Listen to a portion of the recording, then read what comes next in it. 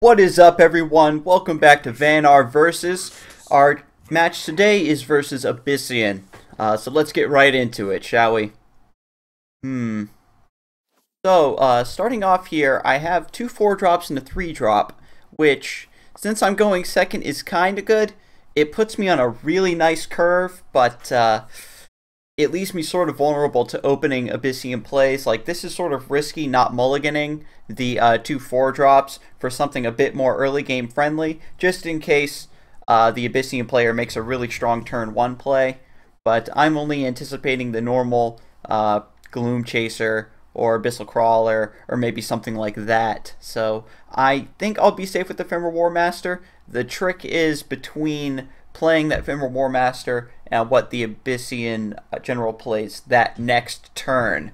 So I might be wanting some lower drops. So this is really strong if things go my way, but definitely risky not mulliganing this hand. So he opens up with the Komodo Charger, which is very odd. That lets and equips the Horn of the Forsaken. That lets me know right away that this is a Wraithling weenie, like, overwhelm swarm deck. It's going to be running a couple what are they called? Deathfire Crescendo or something like that. No. Soul Shatter Pact is what it's called. That gives all of their creatures +2 attack for 1 turn. So when your opponent has Wraithlings on the board and they get like 3 or 4 of them, it's just used as a burst combo. So what I want to do is get rid of as many creatures as I can and keep the Abyssian board clear. In this scenario, I'm just going to swap the Blood Moon Priestess here with the Hearth-Sister so that I can take it out, because that has the Death Watch ability to spawn Wraithlings, which I do not want happening. The Fenrir Warmaster is just going to trade straight up, but luckily it's just going to spawn a Ghost Wolf, and I'll attack the Abyssian General here.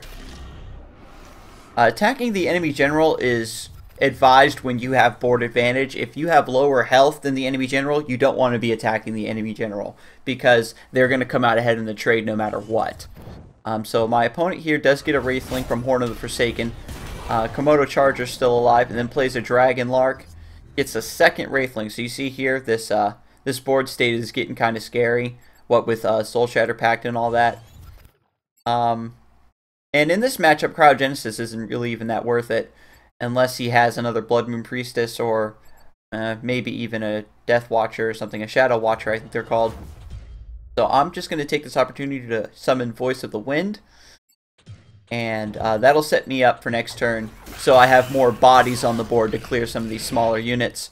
I'll take out the Dragon Lark and the Komodo Charger. So right here, I'm in a pretty good state. The Fenrir Warmaster getting that early was very fortunate for me, because it can soak a lot of Wraithlings. And down comes the Dark Transformation. That is unfortunate. But that is a big piece of removal, so getting that out of the way here is pretty key. And that attack does get rid of the Horn of the Forsaken, luckily. It always becomes an issue when the Abyssian General gets like 2 of them and is spawning Wraithlings over and over and over again. The Azure Horn Shaman would be good, because since it's a 1/4, it can soak up a lot of Wraithlings. And if he's just looking to suicide small units into mine, the Goat is going to get extremely high value out of that. And because of its Dying Wish ability, I can use that to my advantage. So that's what I'm going to try to do here. Yep, so here comes the rush here. He's not going to finish off the Goat this turn, I don't think. In order to make this as efficient as possible, he'd have to move the Razorback out of the way with Demonic Lure, and then take out the Azure Horn Shaman. So I think that that's what he's thinking about doing, because he does have 6 mana and a full hand.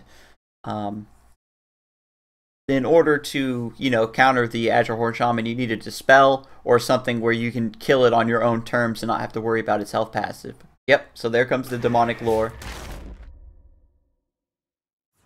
Gonna move the Razorback. Yep, Soul Shatter Pact. Okay, so here comes the Soul Shatter Pact. And 2 Soul Shatter Pacts. Okay.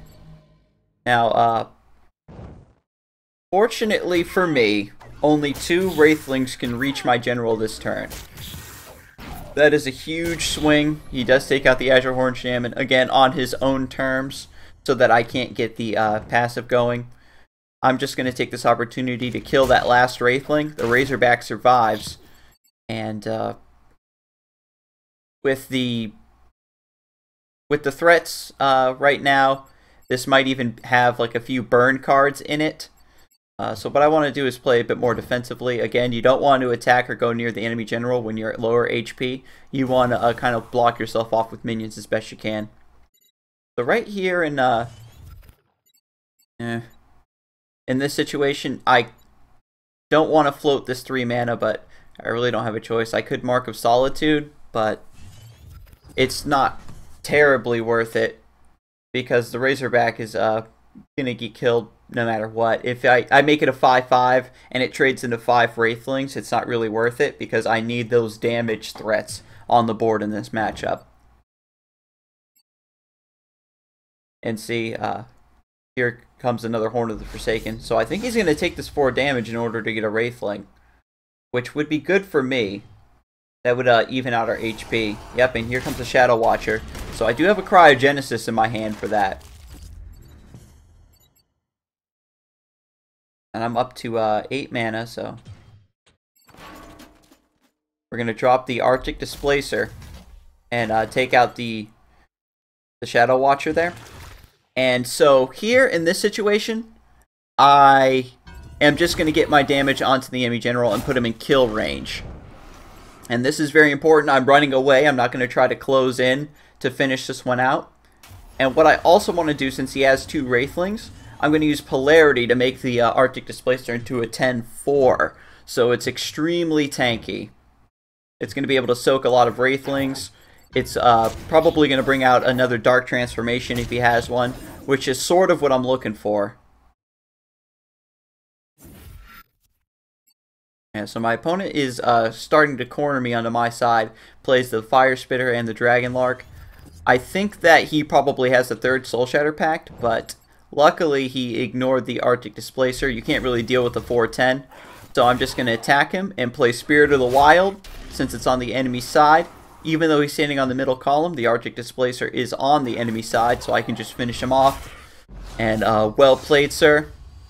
That was a really fun match, and I was glad that I could use the Arctic Displacer Spirit of the Wild combo. That's like one of the deck's key finishers.